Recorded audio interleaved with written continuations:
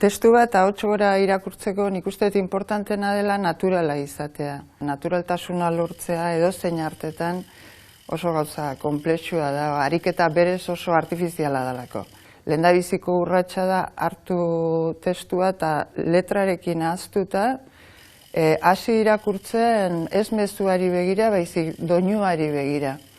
Eskolan ez digute sekula irakatsi ahots gora irakurtzen eta orduan joera normalean izaten da hasi irakurtzen eta lerro hitz guztiek eratuko balute bezala lerro bakar, luze, berdin, amaigabe bat bezala, ezta? Bat ere goraberarik eta ez duena, baina hizketan ari garenean asko desberdintzen dugu, testuak dantza egiten du. Eta asko desberdintzen dugu esaldi nagusitik goazen, o bigarren planoko esaldi batera goazen edo, eta orduan aurrena egin behar da deszifratu oso ondo partitura hori. Behin lan hori eginda, orduan ja mezuari begiratzeko garaia da, oso ondo barneratu behar duzu testua, oso ondo irakurri behar duzu, oso ondo ulertu behar duzu, jabetu behar duzu testuaz, eta horretarako egiturari antzeman, hitz gakoak detektatu, zatiak bereizi ondo eta isiluneak baliatu. Ze musikan bezala, isiluneak musika bezain beste balio du. Eta gero zure izate osoa inplikatu, buruan dauzkazun irudiak, testu horrek ekartzen dizkizunak, gero bihotza zure emozioa jarri behar dizkiozu, eta gorputzari inplikatu. Askotan ez du jakiten gorputzarekin zer egin, utzi gorputzari joaten mezuarekin batera. Hurrengo lana oso kontuan hartuz norentzako ari zaren, eta zer helburu lortu nahi duzun.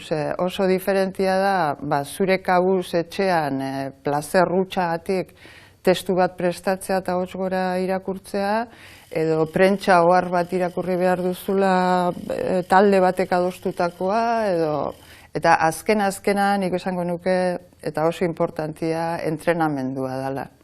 Behin da berriro, saiatu hartu testu gustoko testuekin lan egin, prestatu, grabatu, ikusi zure burua, konpondu beharrekoak detektatu, berriro saiatu, eta horrela.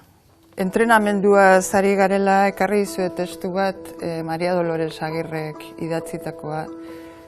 Garai batean Donostian izan zen deklamazio eskola bat, Euskal Hizkera eta Hiztunde ikastola izenekoa. Lehendabiziko zuzendaria Toribio Altzaga izan zen, eta hura hiltzanean Maria Doloresek hartu zion lekukoa, haren ikaslea eta laguntzaile izan baitzen urtetan. 1956an Egan aldizkarian argitaratu zioten testu bat Behar-beharra izenekoa, kontatzen duena idazle eta esale ona izateko zer egin behar da, aholkuak ematen ditu. Behin aipatu ditugun egin behar horiek buruzkatu ezkero jarduna da irakaslerik onena. Jaulkidezadan hemen Demostenesi gertatu zitzaionan. Gaztetan igarri nun bere buruari hizlari izateko doai bereziak zekarkila izaeratik, hasi zan ikaslanetan, mingain lotua izaki ordea. Eragozpen handia da hori hizlari batentzat. Etzan hala ere kokildu Demostenes hizlari gerkarra.